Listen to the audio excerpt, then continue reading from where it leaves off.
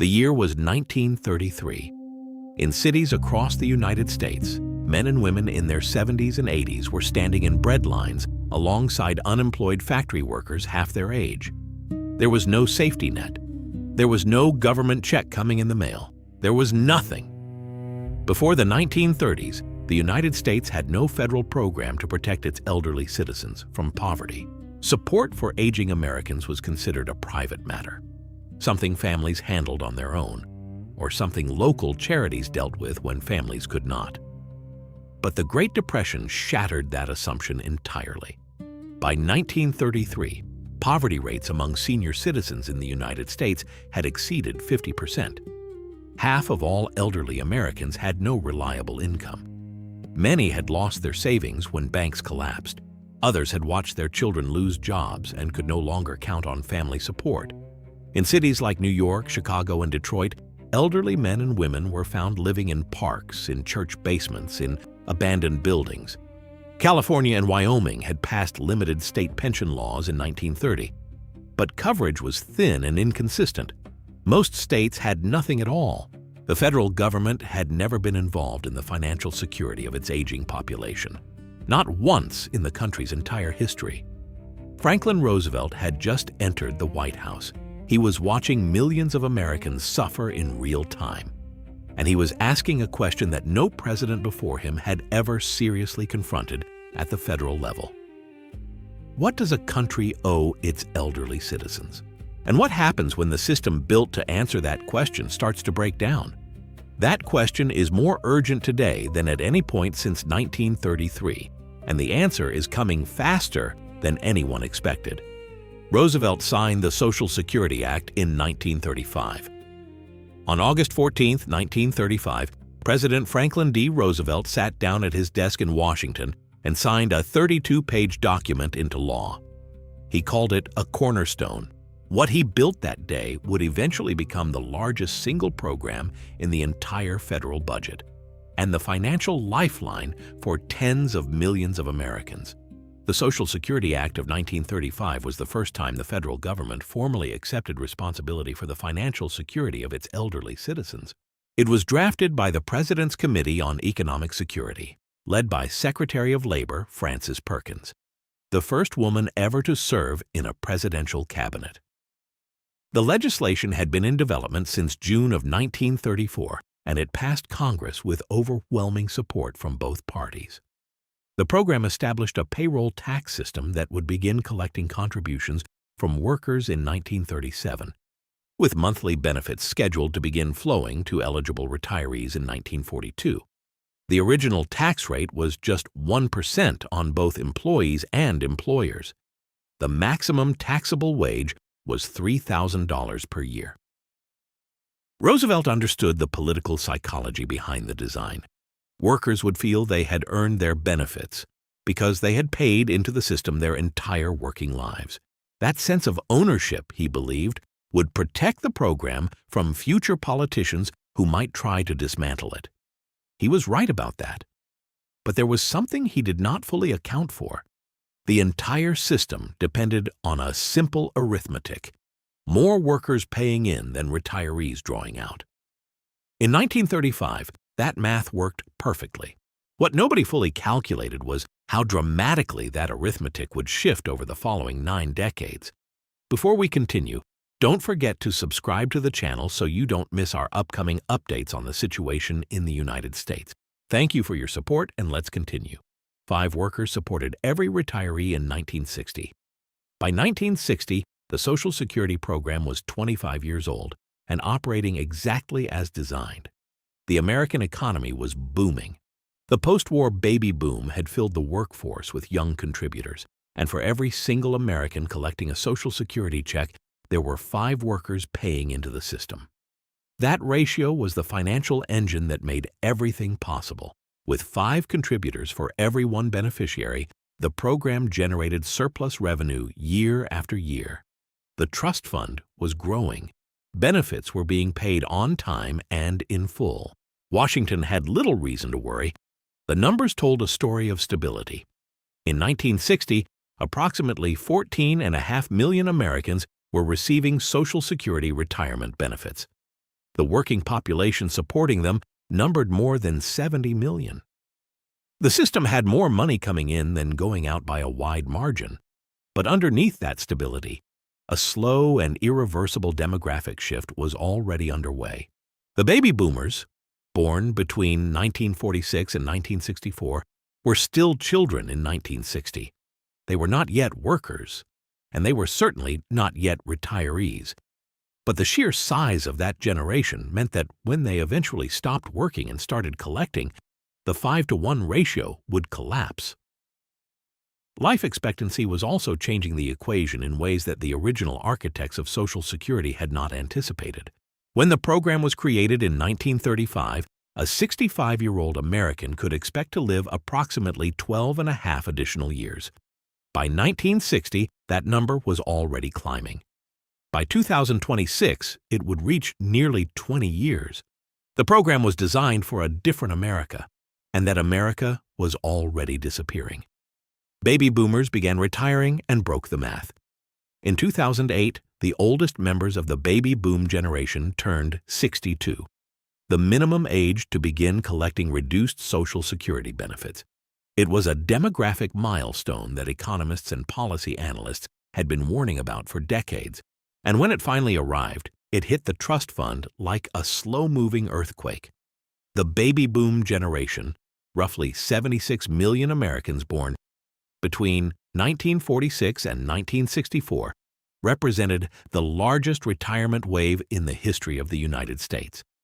Every single day between 2011 and 2029, approximately 10,000 Americans turned 65. 10,000 per day, every day, for nearly 2 decades. The effect on the worker-to-beneficiary ratio was immediate and dramatic.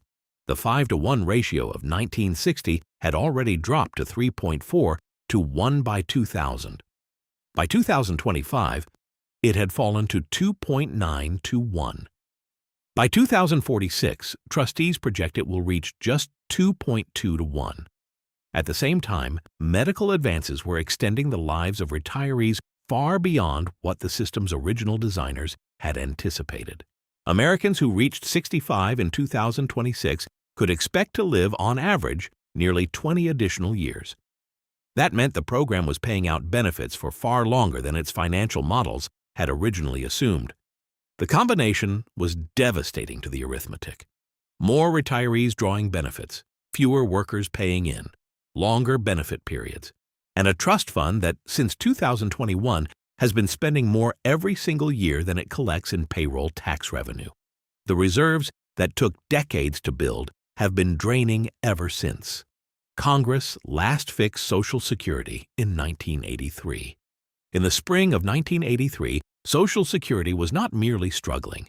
It was weeks away from being unable to pay its beneficiaries. The trust fund was so close to empty that actuaries inside the Social Security Administration had warned Congress the checks might stop coming as early as August of that year.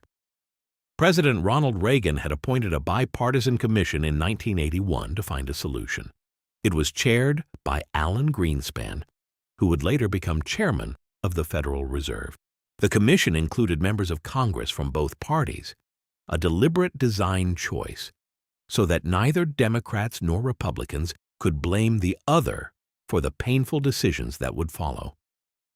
After 2 years of negotiations, the commission reached a compromise that Reagan signed into law on April 20, 1983.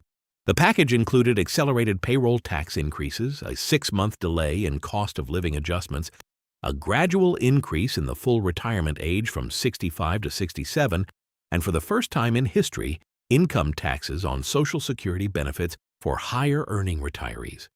The package raised approximately $168 billion and was projected to keep the system financially healthy for 75 years. At the time, it was described as a model of bipartisan governance, proof that Washington could solve hard problems when it had to. That was the last time Congress made a major structural change to Social Security. More than 40 years have passed.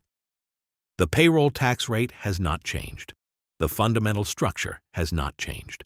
And the demographic and economic pressures that the 1983 reforms bought time to address have now arrived in full force, with no new commission, no bipartisan deal, and no solution anywhere in sight. Immigration cuts reduced payroll tax revenue drastically. Social Security has always depended on workers. Specifically, it depends on the number of people actively employed and paying payroll taxes at any given moment. And for decades, immigration, both legal and undocumented, quietly served as one of the program's most important financial stabilizers. Immigrants, particularly younger immigrants entering the workforce, contribute payroll taxes from their first paycheck. Many undocumented workers pay into Social Security using individual taxpayer identification numbers and never collect a single dollar in benefits. For years, that dynamic pumped billions of dollars into the trust fund that were never offset by corresponding benefit payments. Then the policy environment shifted dramatically. Beginning in 2017 and accelerating sharply through 2025 and 2026, the United States implemented sweeping restrictions on both legal and undocumented immigration. The results were reflected directly in the 2026 Social Security Trustees Report.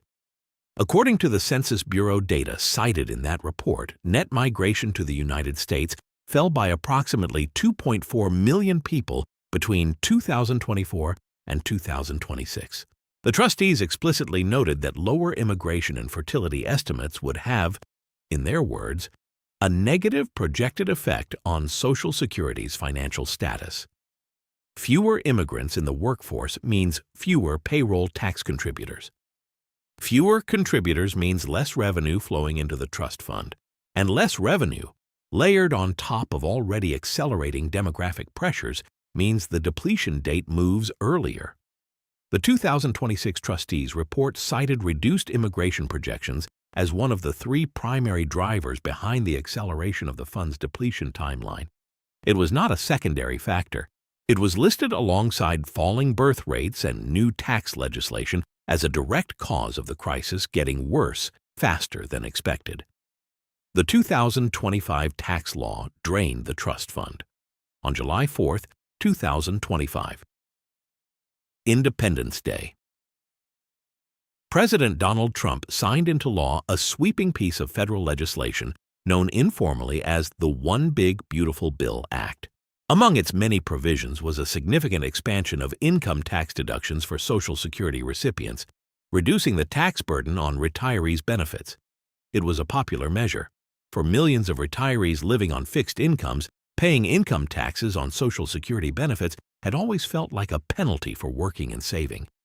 The new law gave them relief, but the financial consequences for the trust fund itself were severe and immediate. Social Security is partially funded through income taxes on benefits, a mechanism that has been in place since the 1983 reforms. When recipients pay income tax on their Social Security income, a portion of that revenue flows back into the trust fund. When that tax liability is reduced, so is the revenue. The Social Security Administration's chief actuary stated explicitly that the provisions of the 2025 law would have, in the actuary's direct words, material effects on the financial status of the trust funds. The Bipartisan Policy Center calculated that the tax changes would reduce trust fund revenue by approximately $169 billion over the projection period. The trustees incorporated these figures into their 2026 annual report and moved the depletion date forward by one full year, from late 2033 to late 2032, attributing the acceleration directly to the revenue reduction caused by the new law. The program was already under demographic pressure from every direction. The 2025 legislation added a new financial drain at precisely the moment the system could least afford it. The fund now loses $160 billion annually. The numbers released in the 2026 Social Security Trustees Report were stark. In 2025, the combined Social Security trust funds took in $1,449 billion in total income, primarily from payroll taxes, income tax on benefits, and interest earnings. Total program costs for the same year were $1,609 billion. The gap was $160 billion. in a single year. That shortfall was covered by drawing down the trust fund reserves. The accumulated surplus built up over decades when the program was taking in more than it paid out. But those reserves are finite, and they have been declining every year since 2021, when total costs first exceeded total income. At the start of 2026, the combined trust fund balance stood at $2,560 billion, down from $2,720 billion at the start of 2025. The trend line is unambiguous and accelerating. The program's trustees project that total costs will exceed total income in every single future year throughout the entire 75-year projection period. There is no scenario under current law in which the deficit reverses. There is no year in which the trust fund stops shrinking. The drain is permanent unless Congress changes the rules. The payroll tax rate of 12.4%, split between employees and employers, has not been adjusted since 1990. The taxable earnings cap of $184,500 applies to only 83% of all covered wages today, compared to 90% when the cap was last restructured in 1983. The revenue base has eroded as income inequality widened, and no one in Washington has moved to fix it. Depletion date moved up to late 2032. On June 9, 2026, the Social Security Board of Trustees released its annual report. The headline finding was direct and unambiguous. The Old Age and Survivors Insurance Trust Fund, the fund that pays retirement and survivor benefits to more than 62 million Americans, is now projected to be depleted in the fourth quarter of 2032. That date is one full year earlier than the projection published in the 2025 Trustees Report. It is 3 months earlier than what the Congressional Budget Office had estimated as recently as February of 2026. The acceleration was driven by 3 converging factors. Lower fertility rate projections reduced the expected number of future payroll tax contributors. Reduced immigration assumptions, reflecting the policy environment of 2025 and 2026, further compressed anticipated revenue, and the income tax provisions of the One Big Beautiful Bill Act reduced the flow of income tax revenue back into the trust fund by an estimated $169 billion over the long term. The 75-year actuarial shortfall now stands at $30,300 billion, up from $26,100 billion just 1 year earlier. That $4 trillion deterioration in a single year reflects how rapidly the program's long-term finances are worsening. AARP Chief Executive Maekia Minter-Jordan responded to the report with a formal statement. Americans, she said, have worked hard and paid into Social Security their entire lives, and they deserve to count on it when they retire. No family, she added, should see cuts to what they have earned. The senators elected to Congress in November of 2026 will still be serving in office in 2032, when the fund runs out. A 22% benefit cut now seems inevitable. The mathematics of 2032 are not complicated. When the Old Age and Survivors Insurance Trust Fund runs out of reserves, the Social Security Administration will no longer be able to pay 100% of scheduled benefits. It will only be able to pay what comes in from current payroll taxes. And current payroll tax revenue covers approximately 78% of scheduled benefits. That means an automatic, across-the-board cut of 22% for every recipient in every state with no exceptions, unless Congress acts before the trust fund is depleted. The average Social Security retirement benefit in 2026 is $2,071 per month. A 22% reduction translates to approximately $455 less per month. For a retired couple where both partners receive benefits, the combined annual loss would reach roughly $10,600 per year. The Committee for a Responsible Federal Budget, a nonpartisan organization, analyzed the state-by-state impact. In 29 states, the average monthly loss would exceed $500. In states with higher concentrations of retirees, Florida, Arizona, Pennsylvania, Michigan, millions of households would face immediate and severe financial distress. 87% of Americans 65 and older currently receive Social Security benefits. For 43% of elderly Americans, Social Security provides the majority of their total income. These are not people with investment portfolios or substantial savings to absorb a 22% income reduction. These are people for whom that check is the foundation of everything: rent, food, utilities, prescriptions. Congress has the tools to prevent this. It has had them for years: raising the payroll tax cap, adjusting the tax rate, restructuring benefits for higher earners. But with 6 years left on the clock, Washington has not acted, and the clock keeps moving.